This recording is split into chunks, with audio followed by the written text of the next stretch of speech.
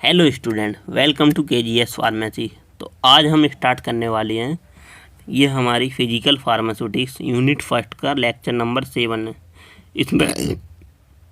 इसमें हम पढ़ेंगे सॉल्युबिलिटी गैस इन लिक्विड और लिक्विड और इन लिक्विड और सॉलिड इन लिक्विड, और इनके क्या क्या फैक्टर अफेक्ट करते हैं हमारी सॉल्युबिलिटी ऑफ ड्रग को। तो इसमें हम सारे देखने वाले हैं कि लिक्विड इन लिक्विड मिक्सचर में क्या होगा, लिक्विड और गैस में जब मिक्स करेंगे तो कौन कौन से फैक्टर अफेक्ट करेंगे, और सॉलिड लिक्विड मिक्सिंग क्या होती है, मतलब तो उनकी सॉल्युबिलिटी कैसे मेजर करते हैं। तो सॉल्युबिलिटी जब हम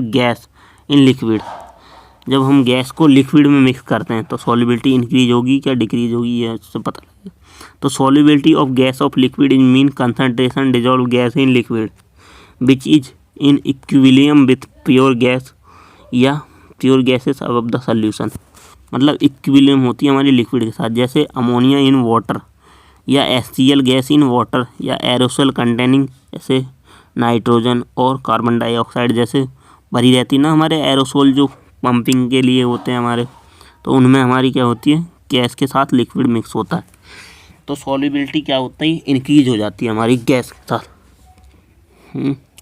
तो ऐसे ही जैसे हम कोक की बोतल होती है हमारी कोका कोला की, तो उसमें क्या करते थे हम प्रेशर इंक्रीज कर देते हैं, उसका प्रेशर के साथ मतलब कार्बन डाइऑक्साइड उसमें भर देते हैं, तो जिससे गैस भरने से क्या हो जाती है उसकी सॉल्युबिलिटी इंक्रीज हो जाती है। ठीक है।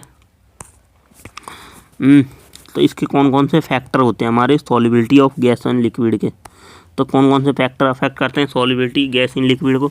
तो प्रेशर अगर इंक्रीज करते हैं तो हमारी सॉल्युबिलिटी इंक्रीज होती है। ठीक है।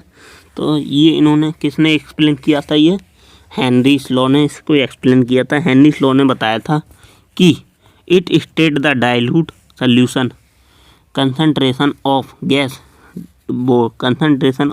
Dissolve in solvent at constant temperature is directly proportional to the partial pressure, मतलब जो कंसंट्रेशन होती है गैस की वो डायरेक्टली प्रोपोर्शनल होती है एक कांस्टेंट टेम्परेचर पे विथ प्रेशर के।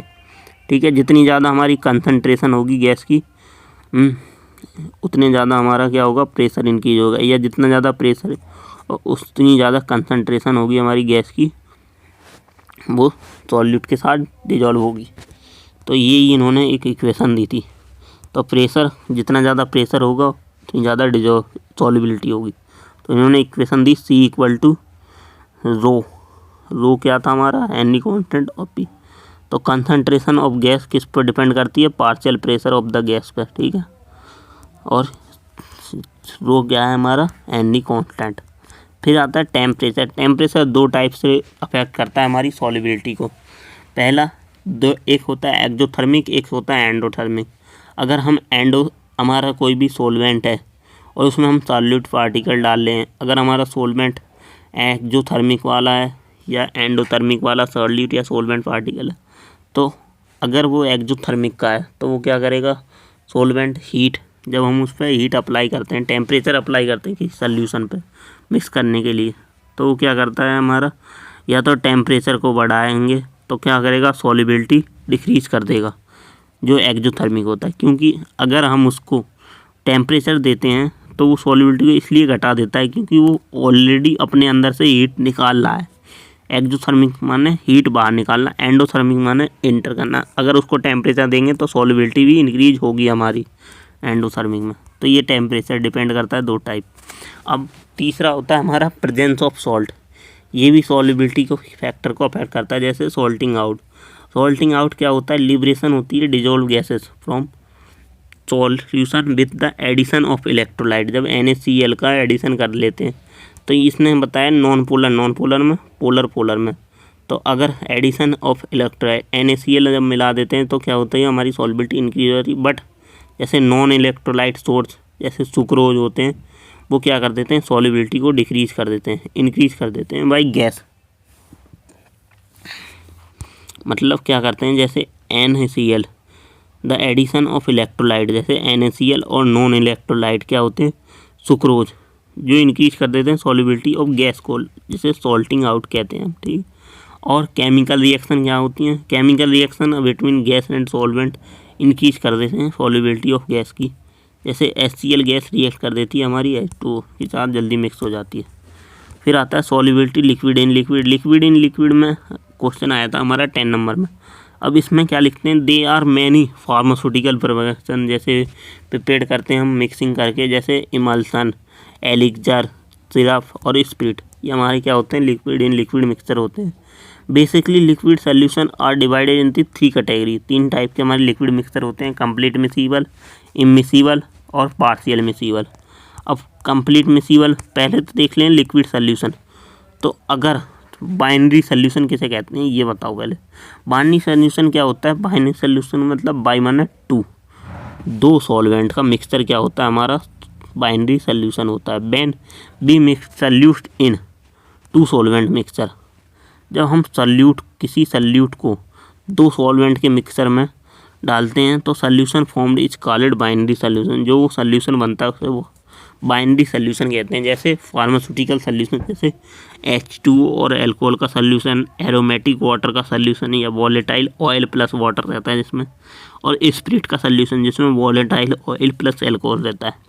अब ये जो होते हैं हमारे सोल्यूशन होते हैं वो 3 टाइप के होते हैं। कैसे कैसे, व्हेन 2 और more liquid mix together they can be 3 types, जब 2 या 2 से ज़्यादा लिक्विड को साथ में मिक्स करते हैं तो हमारे 3 टाइप के सोल्यूशन बनते हैं। पहला completely miscible solution. So completely miscible क्या होता है, when 2 liquid mixed with all portion uniformly mixer जो बन जाता है उसे, जैसे अल्कोहल इन वाटर या ग्लिसरीन विथ अल्कोहल। और पार्शियली मिसिबल सोल्यूशन जैसे when liquid mix with another liquid in small portion में, जैसे वाटर मिक्स विथ बेंजीन के साथ। और इमिसिबल लिक्विड जैसे पार्शियल मिसिबल में क्या होता है, इसमें एक लेयर फॉर्म हो जाती है लिक्विड, जैसे वाटर मिक्स विथ बेंजीन के साथ। और इमिसिबल में when 2 liquid is completely immiscible with each other, जैसे वाटर एंड लिक्विड पैराफिन। ठीक है, अब आती है सॉल्युबिलिटी लिक्विड इन लिक्विड में कौन कौन से फैक्टर अफेक्ट करते हैं। तो solubility when both state in liquid solute and solvent, जब दोनों सॉल्यूट और सॉल्वेंट लिक्विड के रहते हैं तो क्या होता है, उसका नेचर डिफाइंड करता है कि किस नेचर का है वो। लाइक डिजॉल्व लाइक, जैसे पोलर पोलर में, नॉन पोलर में। और टेम्परेचर डिपेंड करता है, टेम्परेचर ज़्यादा बढ़ाओगे तो सॉल्युबिलिटी इंक्रीज होगी, और प्रेशर बढ़ाओगे तो सॉल्युबिलिटी भी बढ़ेगी। तो pressure directly proportional to solubility and surface area directly proportional to solubility. अब आते हैं लास्ट कि हमारी ड्रग अगर सॉलिड में लिक्विड मिक्स कर रहे हैं, हम सॉलिड को लिक्विड में मिक्स कर रहे हैं तो कौन कौन से फैक्टर अफेक्ट करते हैं। जैसे उसका nature depend on principle like और डिजॉल्व लाइक, जैसे हमारी अगर ड्रग लाइक डिजॉल्व लाइक पे है, जैसे पोलर ड्रग पोलर में, नॉन पोलर में। ठीक है, यही डिजॉल्व। अगर सरफेस एरिया सॉल्युबिलिटी इंक्रीज कर देती है, अगर सरफेस एरिया इंक्रीज करना है तो पार्टिकल साइज छोटे होंगे तो सर जल्दी डिजॉल्व होंगे। और टेम्परेचर 2 टाइप के, एक्जोथर्मिक एंडोथर्मिक। एक्जोथर्मिक क्या करता है, डायरेक्टली इन प्रोपोर्शनल होता है, जैसे प्लास्टर ऑफ पेरिस में जब हम हीट देते हैं तो वो डिजॉल्व नहीं होता है। और एंडोथर्मिक में जब हम टेम्परेचर बढ़ाते हैं तो सॉल्युबिलिटी बढ़ती है, जैसे शुगर सोल्यूशन। ठीक है, थैंक यू।